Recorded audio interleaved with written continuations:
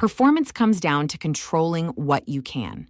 For tennis pro, Jessica Pegula, that means starting with the air around her. She can't control her opponent or the match, but she can control her rest and recovery. That's why she's trusted Blue Air for 5 years and counting. Blue Signature air purifiers are engineered to perform and designed to impress, with 7 stages of advanced filtration, up to 10 times more odor removal, and customizable colors and accessories. Shop blueair.com and use code SIGNATURE30 to save.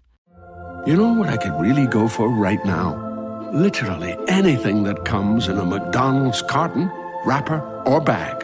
Or a McDonald's cup. Yes, any of those items should do it.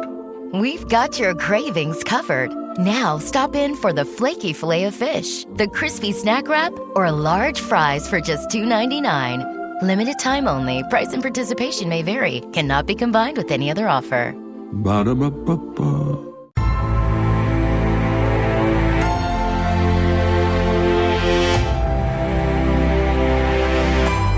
There are heroes and there are legends. Heroes come and go.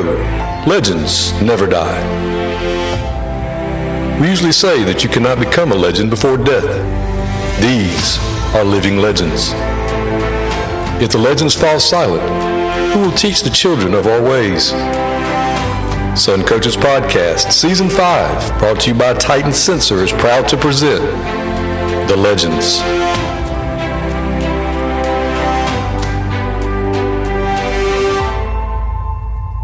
Sun Coaches is proud to partner with Titan Sports for the next 4 seasons on Sun Coaches Podcast.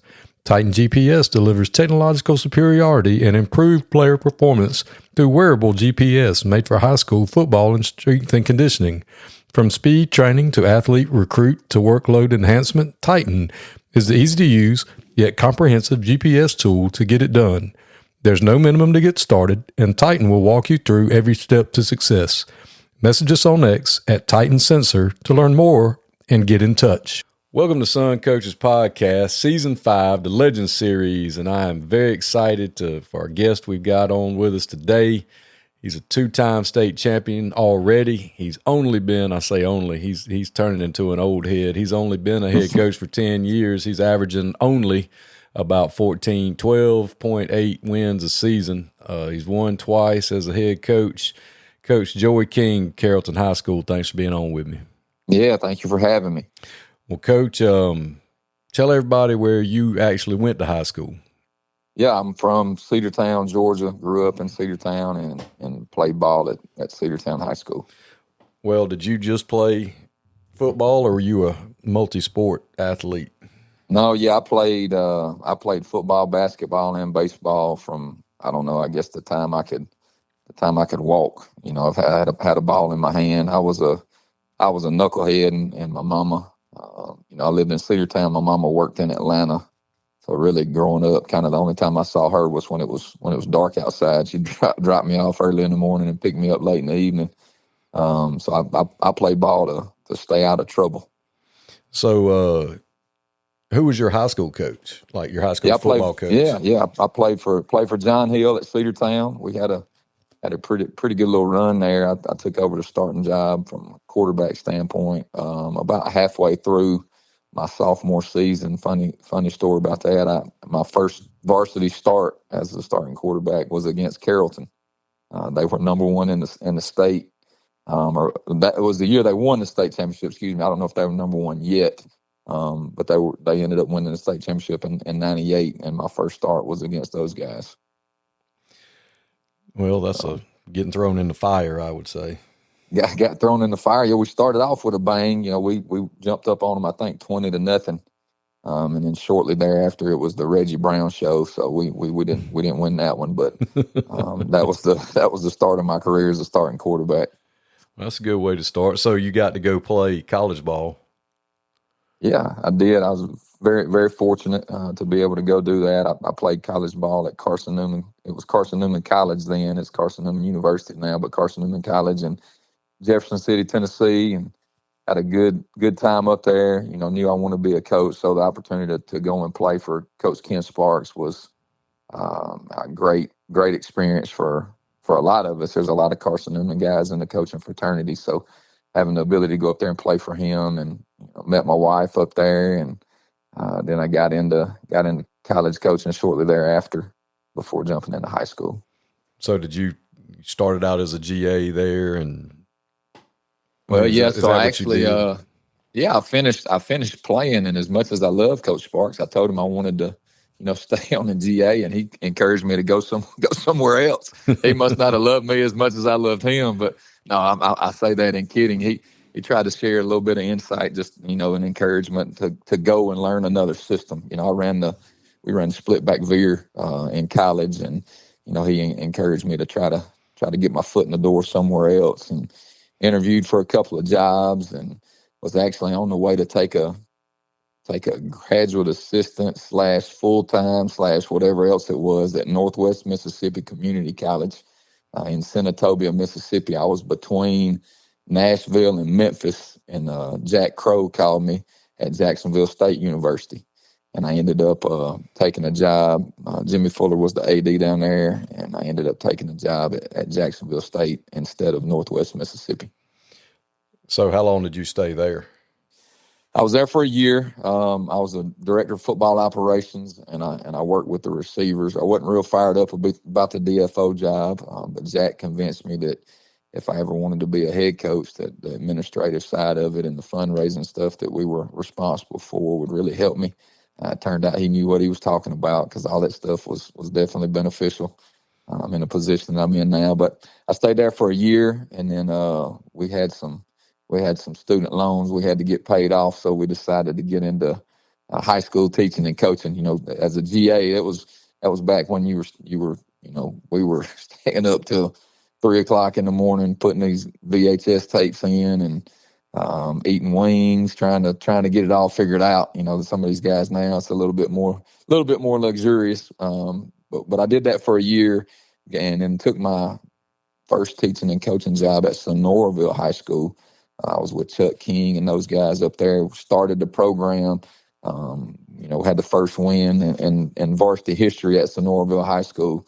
Did that for 1 year, and then I took a job at Carrollton after that. Coach Teague called me and asked me if I was interested. Actually, Jack Crow was the one that, it's funny how all these circles kind of run together. I think Coach Teague saw Coach Crow, I don't know, maybe at a piano bar in Memphis or something, and was asking about quarterbacks coaches, and Coach Crow brought my name up.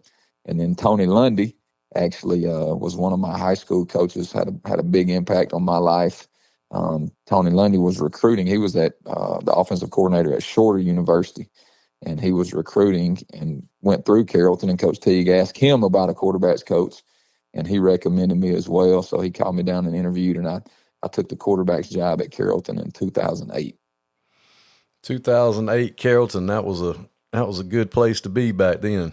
Well, I mean, it still is, but I mean, it is for a young coach, that's a great place to get started. No doubt. Yeah, I was at Sonoraville for a year, and I ended up interviewing and landing a job with Coach Teague at Carrollton. I was the quarterbacks coach the 2008-2009 season, and then in 2010 I became the offensive coordinator. We were running the wing tee, getting the coach in that. Coach Teague was the head coach, and we had to run exactly what he wanted run, and he was a wing guy. I wanted to run the football, and it fit us well at Carrollton at the time, so we ran the wing, and we played for the state championship in 2010 and 2013.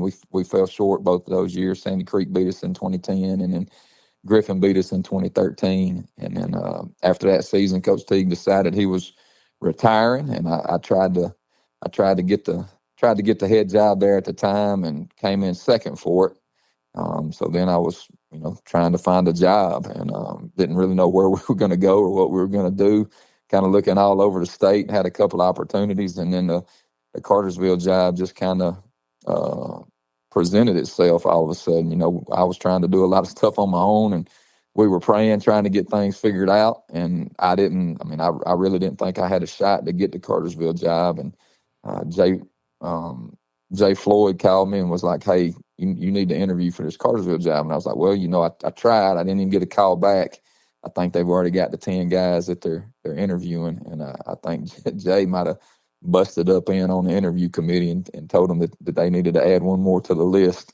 and I actually ended up getting an interview. I might have been the 11th of the 10 that they were going to interview, but got an interview and ended up landing that job and, getting my first head coaching job. So what was it like? We always talk about how you really ain't ready. You think you are, but you're ready from an X's and O's standpoint, but all the other stuff that comes in, how hard was it, taking over a program like Cartersville for your first head coaching job? Well, I felt like I was ready for it. Being under Coach Teague for the 6 years that I was at Carrollton, he was a great mentor for me, from the regards of, all the off the field stuff, the organization, fundraising, how to structure and run a program. So I had been preparing, for about the 4 years that I was a coordinator. In the off season, I would go by every week, every planning period. I was down there and trying to, figure out how to be a head coach. Had a couple opportunities to present themselves, but was patient in it because I had a really good job at Carrollton. And then, when all of a sudden I didn't have to be patient anymore because I wasn't going to have a job. It ended up working itself out. So I think I was ready for it. I'm sure there's some boneheaded decisions I probably made in that first year as a head coach. It's a different story when you go from, making suggestions to the decisions. That's a different deal, because everything falls back on you. But I feel like I was ready. One of the things that I remember, I called a bunch of guys that were head coaches, that I respected, and just kind of asked them, "Hey, look, I'm about to take this deal. What's something that you could go back and tell your young self, your first year or two as being a head coach?" And the majority of them said, obviously, if you have the opportunity to hire good staff and delegate. Don't micromanage and or work on doing everything yourself, because you'll never be as good as you can be. Hire good people and trust them to do their jobs, and that's something that I've taken to this day. We've been successful. We've had a good run, but we've also had a lot of really, really good coaches and really, really good players. I try to say my job is just not to mess it up every day. Yeah, I talked with Chris Parker the other day, and we were just talking about things we would tell younger coaches is getting a good program. Tyler Reddick here from 2311 Racing. Victory Lane? Yeah, it's even better with Chumba by my side. Race to ChumbaCasino.com. Let's Chumba. No purchase necessary. VGW Group. Void where prohibited by law. See T&Cs. 21 plus. Sponsored by Chumba Casino. Young coach, like you were at Snorville, and then you were able to go to Carrollton, and then bide your time. Right. Be patient, work. And then it turns into you don't have to take one of those jobs for your first head coaching job. You could be patient, and then, now granted, you said you had to take one, but you get your first head coaching job is Cartersville. It's not, a struggling place. You know what I mean? Yeah, and I think that's really, really important. Especially a lot of the young guys that I see coming out now that send me, resumes. They want they want the PE job, and they want a coordinator title quick, and just getting in a good program and being willing to learn and pay your dues is I ain't gonna say it's a lost art, but I think it paid dividends for me down the road, and I'm trying to encourage our guys. We got a couple of young coaches on staff that have been offered a couple other jobs here this job cycle. And I got a text message today from one of my guys, and he was like, "Coach, I'm gonna turn them all down and continue the growth opportunity that we have here." I think that's smart, because I think they can end up parlaying it into a better job down the road if they'll stay and continue to learn and take in everything that we have to offer. I took that job at Carrollton. I left Sonoraville. Again, I was around great people and had a great teaching job during the day, and it was I'm not gonna say it was easy, but it was a good setup. And I go to Carrollton to coach the quarterbacks, and I'm at New Horizons Alternative School teaching English and history, and it ain't that's when it wasn't just throw them in there and put them on the computer. I had to have key questions and essential questions and standards posted for every class that I was teaching, and a couple of classes going on at the same time. I carried a whole big box of books home to just try to stay a day ahead of the kids, but it was beneficial because I was around Coach Teague and the Carrollton program and community, and I was learning every day. And then once it was time to, take that next step, it really prepared me for that. So you get to Cartersville, and How many years were you there as the head coach before y'all won the first state championship? Yeah, so my first year at Cartersville, we went 12-2. We got beat in the semifinals. Buford beat us in the semifinals, and then so that would have been the 2014 season, and then the 2015 season, we actually beat Buford in the state championship game and won our first state championship there. So what was that like? Oh, it was crazy. I mean, at the time, Cartersville and Buford had played a couple of times in the playoffs, and Buford was in there. I say heyday, they were rolling. They'd won or played for 10 out of the last 10 state championships. And we had a really, really good defense. We had a good offense, but our defense was really good that year. And we shut them out. We ended up winning 10-0 in the state championship game. And just the way that it ignited that community and brought everybody together, it was a special year. I'm glad that we won the state championship, and it was great, but at the end of the day, they still cut that scoreboard off. And, I can remember, I tell people this story all the time. I mean, if you're just coaching for the championships and the wins, you're going to let yourself down. I stood on that stage and I thought, man, look, I'm gonna look up at this thing and take it all in. And they were getting ready for another game after us. I can't remember who played. All I remember is looking at the scoreboard and seeing them zero it out just as quick as we'd won it. They zeroed that thing out. And I tell people all the time, these trophies, they collect dust. I've never, been one of these guys to wear these state championship rings around. We started working on the next one the next week. But the memories and the lives that are impacted and the stories that'll be told, for the rest of a lot of people's lives, that's the fun part. If you just get caught up on winning it, that's not really what it's all about. Well, and then you start the next year and you repeat. We did. And it's a totally different team. I mean, it's not the same. Totally different. Yeah, defense was different. We were probably we were still really, really good on defense. Offense kind of really took off that year. You graduate kids, and then you have some kids come up through the program, and it's their turn. And we ended up having another a 15-0 year.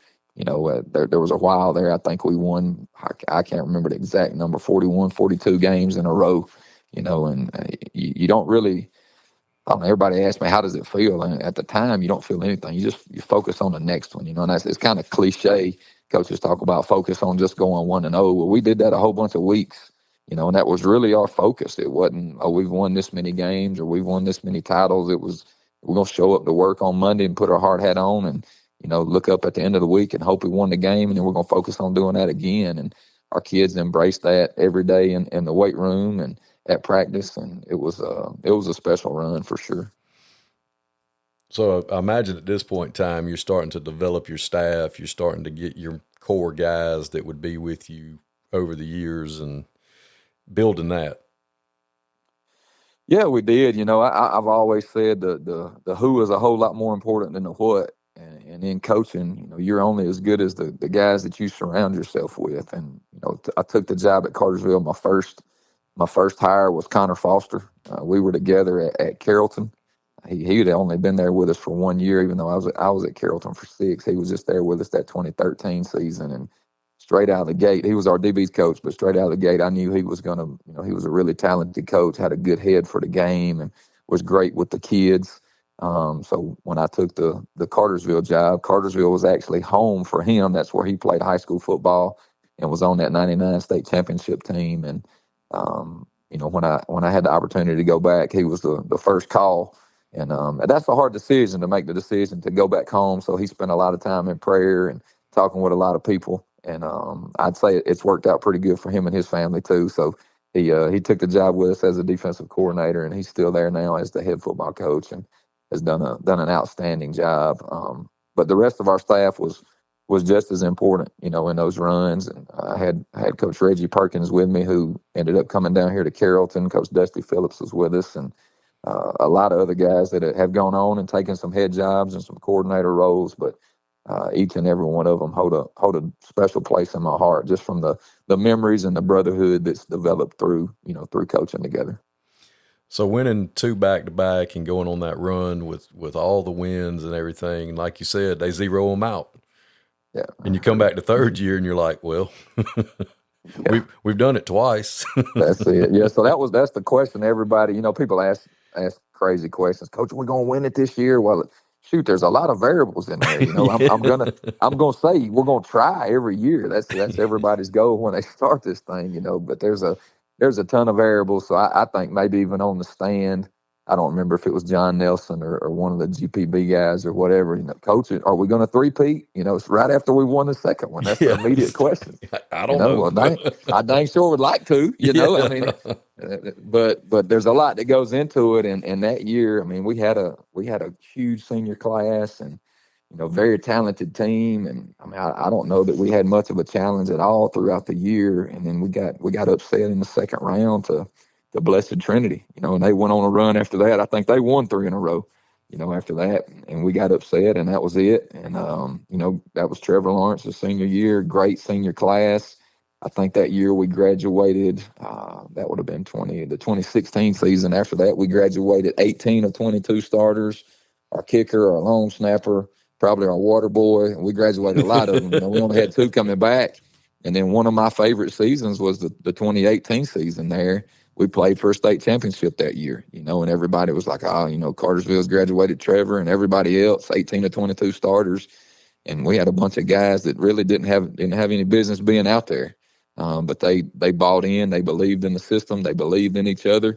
A bunch of guys that had fought their tails off, their whole career, looking forward to the opportunity to play for Cartersville. And we ended up playing for a state championship. We fell a little short there, but that was one of the most fun coaching seasons that we've ever had, was that year. Well, and you've got, coaches know you have such a talent that you had in Trevor Lawrence. Everybody just wants to talk about Trevor Lawrence. Right. Well, good God, you graduated 18 out of 22. He wasn't throwing it to himself. He wasn't blocking he wasn't blocking for himself. He wasn't out there playing defense. I mean, you had other players that were pretty doggone good too. Yeah, we did, and man, great kids too. That it makes it easy as a coach when your best players and your hardest, are your hardest workers. And to Trevor's credit, Trevor and a handful of those other guys that you're talking about, they were talented players, but they were also your hardest workers and your best leaders. And that was a big contributing factor to our success there. Well, and coming back that next year when everybody's kind of written they graduated Mr. World quarterback and, they they're done. And to make that kind of run just speaks to the leadership and the program that you have in place. And like you say, the buy-in of the kids. I mean, because ultimately it's the kids play. I mean, all we can do is put them in a position to be successful and hope they get it done, and they did. I mean, you came up a little short, but still, that's a heck of a 4-year run, 5-year run, really. I mean, it was. You don't. I say you don't. Maybe some people do, but I had a hard time, and I have to stop every now and then still to kind of appreciate the run that it is while it's happening. Looking back on it now, man, but while you're in it, you don't really appreciate and value, how good it is until it's over. And then you're like, man, that was a special deal, So now I'm probably, as a little bit older coach, I'm probably more apt to stop and to remind our guys, hey, look, let's take a moment and take this thing in. Everybody doesn't get to do this. Everybody doesn't experience this type of success. So, our number one core value in our program at Carrollton is gratitude. So let's take a moment and be grateful for this opportunity, because we know that everybody, doesn't have those same opportunities that we've been fortunate enough to. Tyler Reddick here from 2311 Racing. Another checkered flag for the books. Time to celebrate with Chumba. Jump in at ChumbaCasino.com. Let's Chumba. No purchase necessary. VGW Group. Void where prohibited by law. CT&Cs. 21 plus. Sponsored by Chumba Casino. So when did you leave Cartersville? It was after that 2018 season. I'd had a couple of college opportunities present themselves, and it was kind of something that we'd always, me and my wife had always kind of thought about. And after that season, both of us kind of had a feeling that God had something in store for us. And I remember praying with her, God, if you have something that you want for us, show us and, point us to it. We'll try to be as obedient as we can. If not, we're going to keep rocking and rolling here. We're in a great place. We love it. Cartersville, the system was in place. The support was great and everything was great. And then all of a sudden this opportunity came up at Coastal Carolina. Jamie Chadwell got promoted to the head coaching job. And that vacated a spot on the offensive side of the ball because he was the offensive coordinator.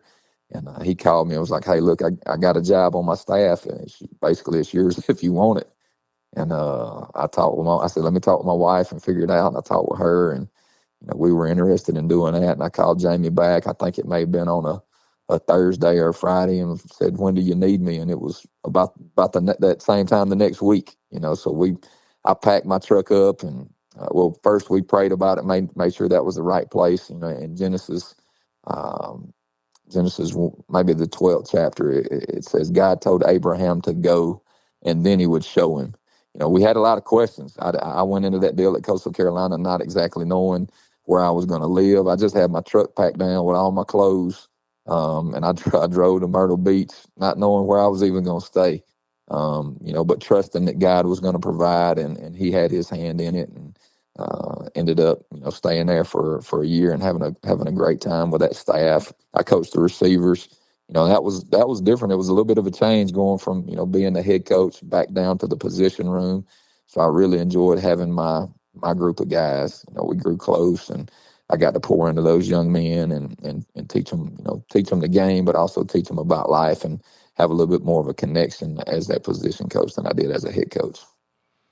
So 1 year in college was about all you were Well, yeah, interested in. I got two. Yeah, I ended up doing two. So from Coastal Carolina, we had a good year. We didn't have a great year. We were one win short of a bowl appearance, but we won our last game. I think we played Troy and went for two instead of kicking for the tie. We were at home, so we went for two, and I ended up winning the ball game. And then 10 minutes later, you're in the locker room, and Jamie comes in there and he's like, hey, great year, guys. Good job. First year as a head coach. He said, I need everybody to meet me, in the staff office in about 10 minutes. And he just turns and walks out. And we're like, why are we having a staff meeting?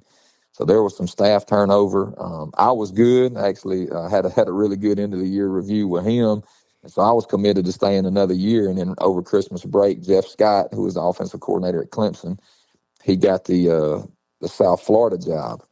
And he called me. I was actually on my way to my Uncle Joe's house. My uncle's Joe Kynes. And I was driving to Tuscaloosa to have family Christmas with my Uncle Joe and the rest of the family. And Jeff Scott calls me and said, hey, I just got this job at the University of South Florida. I need a tight ends coach. Are you interested? And I said, well, Coach, I'm kind of happy where we're at Coastal, but it ended up being a good opportunity and a good financial jump to take the job in Tampa. So we went down there and was on Jeff Scott's first staff at the University of South Florida. How was South Florida? It was great. My two coaching stops were at Myrtle Beach and Tampa. Everybody. So that's why I said the good Lord blessed us with two great places to live. We didn't have to go to South Dakota or Wyoming or anywhere cold like that. We lived at two different beach spots, and Tampa is beautiful. I don't know if any of these listeners have spent some time down there, but it's a beautiful city. The weather was fantastic. I got to coach the tight ends, and again had another great position room. Got to work under Charlie Weiss Jr., who was our offensive coordinator. So between Jeff Scott, Charlie Weiss Jr., and then Jamie Chadwell is a great offensive mind at Coastal Carolina. To be a part of their offensive system really helped me grow as a coach too. But at the end of our first season at South Florida, I got moved from tight ends to receivers and was given the title passing game coordinator. And that day, I got a call from Carrollton, and they asked me if I was interested, and I told them no. I had just got a promotion and was probably going to stay down there.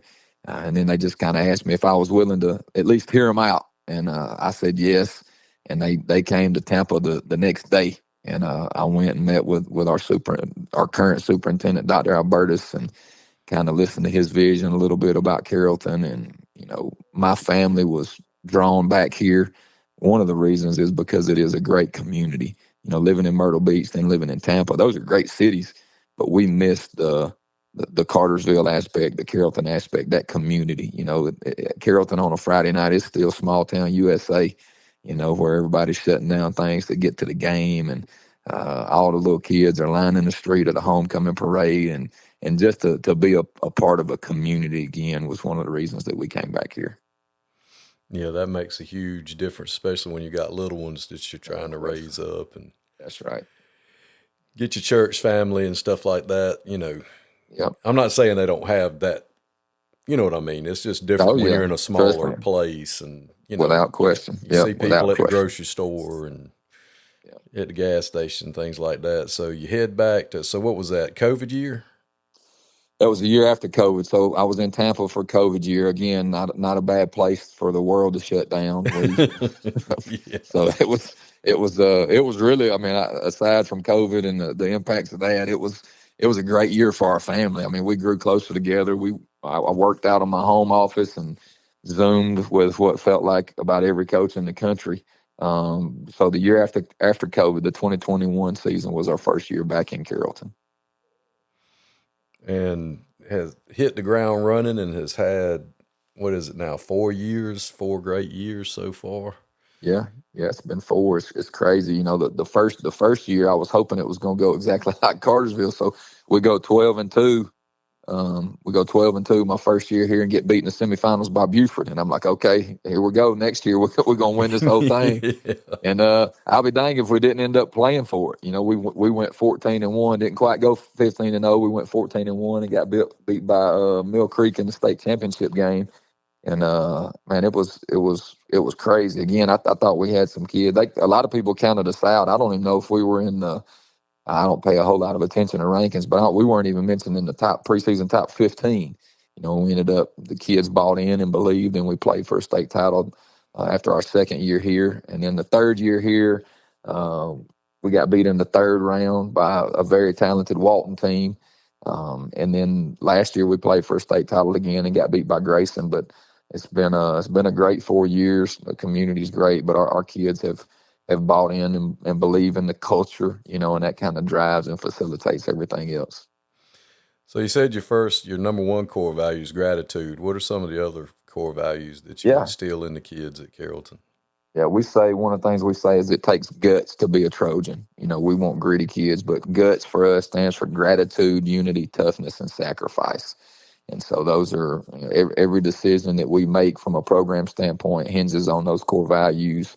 I spoke at a clinic in Charlotte a couple of weeks ago, and I'm not a huge acronym guy. There's some guys that have acronyms all over the facility, but none of the kids can really tell you what they mean. Our kids know our core values; they can communicate that to you.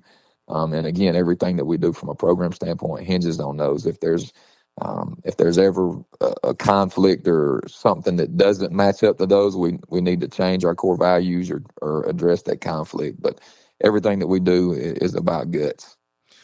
Well, was it easier for you coming back to Carrollton, do you think, having been there as an assistant, kind of knowing the history and the traditions of the program, to take over as the head coach than it would have been if you were from somewhere else? I do. I really do. You're there and you kind of, Carrollton, it's a special place, but, there is a lot of pressure. The stakes are high.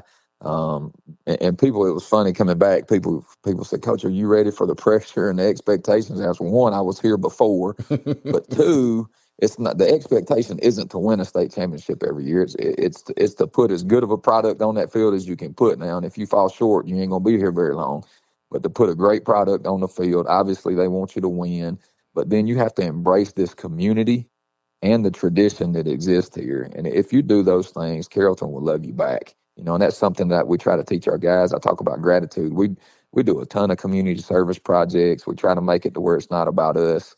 I talk about Trojans past, present, and future, and we make sure that we show our gratitude to those that came before us, and we're going to leave this thing right for those that are coming after us. Well, I know you opened up y'all's facility for our guys, and we came up for a playoff game, and we appreciated that. And it was cool for our kids to get to see, like, a big time, really nice, bunch of country kids coming up to see that, and just you know, you didn't have to do that. You could have been like, nah, we got stuff going on. Because there's always something going on, like the campus at Carrollton, the schools, city schools. There was a crowd. There was some kind of, that day there was a little kids long distance, you know, like cross country meet or something.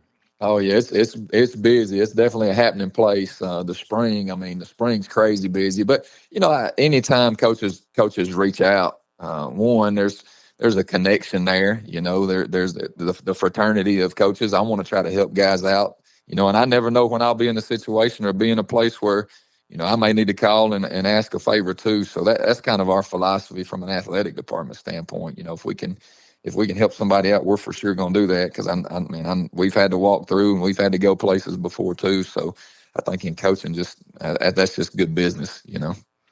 Well, who are some of the guys or kids you've coached over the years that were just, whether you coached them or you just saw them because you've seen elite competition, you've coached some of the elites that you've really enjoyed coaching? Besides Trevor Lawrence, that you've just seen, you've been like, good God, that kid's something serious. Yeah, obviously Trevor. Outside of Trevor, some of my, you know, the ones that I really enjoyed, Miller Forrestall was one of my favorite kids to have coached. So Miller was our starting quarterback. I say starting quarterback. He was our older quarterback at Cartersville when I got there. He was a rising junior, and Trevor was a rising freshman. And they were competing for the job, and we get about, you know, I'm rolling them by every 2 series as we started the season off this year. And about by game 3, Miller comes in and just kind of like, hey, coach, you know, give me an evaluation. We're still rolling. Like, what do you think? You know, what do you think I project as? You know, am I going to be the starter? Am I going to be a bench warmer? What are we going to do? And I said, well, what do you think? And he just kind of looked at me. He's like, well, I'm in here to ask you what you think. And I said, well, what do you think? And he said, I can't make the plays this kid's making, and I can see that. And I'm like, all right, well, what do you want to do? And he was like, well, you're the coach. What do you think? And I said, well, I think you'd make a great tight end. And he just kind of turns his head a little bit, and he's like, I'm going to have to gain some weight. And I said, yeah, you're going to have to gain some weight. But he committed to doing that. This kid, he would walk around. He'd take a loaf of bread in the morning and make every other piece have peanut butter between it. And before class, he was eating a peanut butter sandwich. And after class, he was eating a peanut butter sandwich. And ended up becoming a really good tight end.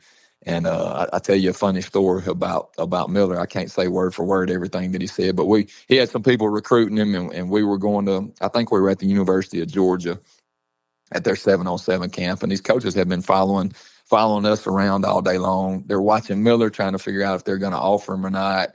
Well, I think we got beat in the championship at the Georgia 7-on-7. I think Dorman High School actually beat us in the championship out of South Carolina. But anyhow, we're talking to the coaches before we leave, and they invite Miller back to the camp the next day. They said, Miller, we got a senior camp tomorrow. We'd love for you to come. And Miller's like, Coach, why do I need to come to this camp? Y'all have followed me around the entire day, you know, and you've watched. Is there anything that you're going to see tomorrow? And this is a high school kid saying this. Is there anything that you're going to see tomorrow that you didn't see today? And they just kind of turned and looked a little funny. And Miller said, I tell you what I'm going to do. He said, I'm going to Alabama's camp tomorrow. And after the camp, Nick Saban's going to offer me a scholarship in his office. And then in 2020 or 2019, I can't remember the exact wordage he used. He said, but we're going to come back over here and we're going to kick your butt. And he turned around and walked off. And I'm like, oh, wait a minute. I'm like, we're not going to speak to adults like that. And then the Georgia coaches were great. They're like, Coach, that's unbelievable. Hey, no hard feelings. Just let him go. And the next day, my phone rings about 2:00, and it's Miller. And he says, hey, Coach, you'll never guess where I'm sitting. And I said, well, I got a feeling. He said, I'm sitting in Coach Saban's office. They just offered me a scholarship to the University of Alabama, and I'm committed to the University of Alabama. Oh, that's and I awesome. was like, man, and today, if that would have happened and I'd have told him, he's not the starting quarterback, the majority of kids, they're going to go somewhere else and find something else to do. And he was like, look, I love this place. I love this team. How can we make it work? And it ended up working out pretty good for him too. So he's definitely one of those special ones. He's still playing. He's with the Rams right now, out in LA, and doing a great job. That's cool. I mean, there's just so many other kids. People lock into the one, yeah, and they don't realize, you had a heap, but you had other kids that could play. No question. I could tell. I mean, I could tell story after story after story, kid after kid after kid. As I'm sitting here thinking about some of these Cartersville kids and some that we've had here at Carrollton.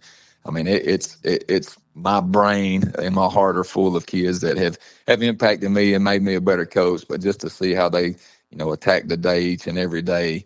Some of them are. I mean, Xavier Coaxum's a DB that we had at Cartersville that was. He was probably 5'4" on his best day.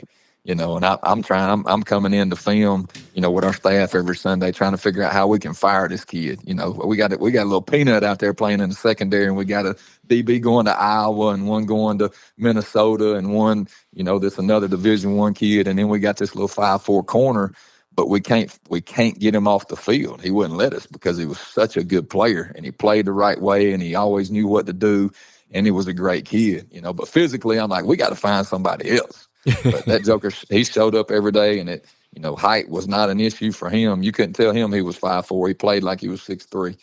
So there's story after story after story about all these kids. And then you go, getting to do the college deal, that was probably pretty cool too, because it's a totally different game and a totally different universe where, it's more of a business and their mentality is totally different. I mean, they're grown. They're not kids. I mean, we say they're kids, but they really aren't. Especially now. I mean, they weren't when you were there, but now they're paying them. They're not kids anymore, and they're thinking of this as a investment in what they're going to do for a living. And yeah, so for it's sure. probably just a different, and it's trickling down, but it's just a different mentality. It is, and most of the kids, I won't say all of them, but most of the kids knew what they were there for from a college standpoint, knew what they were there for, and were completely bought into being as good of an athlete and football player as they could be. In high school, you got some of the guys that like to, just ride and eat a sandwich and wear the jersey on Friday nights, and make it through everything, that aren't going to play, probably not even going to play in high school. But those kids deserve your best just like the rest of them do. So that's probably one of the things in college that I miss is just the seriousness of every athlete in the program. As a high school coach, you got some silliness that exists in there sometimes because some of those kids aren't quite as dedicated to the game. But from a life standpoint, man, every one of them's valuable. So who are some of the coaches over the years that you've competed against that you've just enjoyed the camaraderie and the friendships, and whether they ain't too many people got you, but that you beat them or whatever, that you just enjoy competing against? I mean, some of the coaches that I think of are, Hal Lamb. Obviously, Coach Lamb's fantastic, great coach. I respect him and have looked up to him as a coach / mentor. I love John Small that's in our region now at East Coweta. John played at West Georgia, and we have a lot of conversations over the years and have competed. Jess Simpson, Jess kicked my butt one year, and we slipped up on him in the championship game that one year, but definitely had a lot of respect for him and for those guys at Buford. Tim McFarland is one that I never beat. They beat us twice at Blessed Trinity, 2 years in a row. But definitely have a ton of respect for him. He's a great man and a great coach now working at Georgia Tech. So those are some of the guys that I immediately come to my mind. And what are some things about the game, the high school game, that's changed, good, bad, or indifferent over the years since when you were playing to now that you don't like, or just things that have changed about it that stick out to you? Well, I think there's a lot more opportunity for kids to develop outside of what we do just in our program and across the state. I think Georgia has kind of been a pioneer and a front runner in that, and you start to see the development of these kids, the advancement of the development of these kids that we have in the state. I think the coaching has really improved, just from a knowledge standpoint. I mean, these guys that are coaching, there's some really, really good coaches in this state too, along with some really good players. Obviously this NIL deal is different, and it's a new age. It's a new age of kid. But I think I told one of our coaches the other day, the things that are true, The lessons that this game teaches, regardless of what age it is, what area it is, those true lessons are still taught. That's the good thing about truth is always true. So using the game as an opportunity to correlate life, I think that's what it's all about. I think it's, one of the things that I dislike is when kids get caught up in offers. I want offers, and there's so many people that are out there trying to sink their fangs into these kids and for lack of a better term, trying to prostitute these kids to benefit themselves. And that side of the game that you see, I mean, there's some crooked people in this world, and that part really bothers me. The purity of the game is one of the reasons that I left college ball. I can remember sitting in a meeting and hearing a coach say, we're going to be recruiting high school kids agents before too long instead of the high school kid. And I'm like, not me. Y'all may do that, but not me. And so one of the reasons that I got back into high school until they get some things figured out was, just the purity of the game itself, the love of the game and the lessons that it teaches and affords you. It builds young men when done the right way. And those are things that we still focus on in our program. We're gonna have a word of the week every week that relates to some type of character aspect that this game can teach you, and we talk about that stuff on a daily basis, so we don't get caught up in all the hype and all the outside noise. Well, Coach, I'm so thankful for you being with us today, and I'm thankful that we have men like you that regardless of how successful you've been, you keep the main thing, and you pour into these kids and make character an important part of your program, the cornerstone of your program, and teaching these young men the valuable life lessons that the game can teach. And I, for one, appreciate you for that, and just thank you for being on with us. Yeah, thank you for the opportunity. And I had a lot of people pour into me. I was, like I told you earlier, I was a knucklehead that needed some direction, and I'm so thankful for those coaches and mentors along the way that have poured into me, and I'm trying to pay it forward. Thanks, Coach. We appreciate you. Thanks a lot. How to have fun anytime, anywhere. Step 1, go to ChumbaCasino.com. ChumbaCasino.com. Got it. Step 2, collect your welcome bonus. Come to Papa welcome bonus. Step 3, play hundreds of casino-style games for free. That's a lot of games, all for free? Step 4, unleash your excitement. Woohoo! Chumba Casino has been delivering thrills for over a decade. So claim your free welcome bonus now and live the Chumba life. Visit ChumbaCasino.com. No purchase necessary. VGW Group. Void where prohibited by law. 21 plus. Terms and conditions apply. When you manage procurement for multiple facilities, every order matters. But when it's for a hospital system, they matter even more. Grainger gets it and knows there's no time for managing multiple suppliers and no room for shipping delays.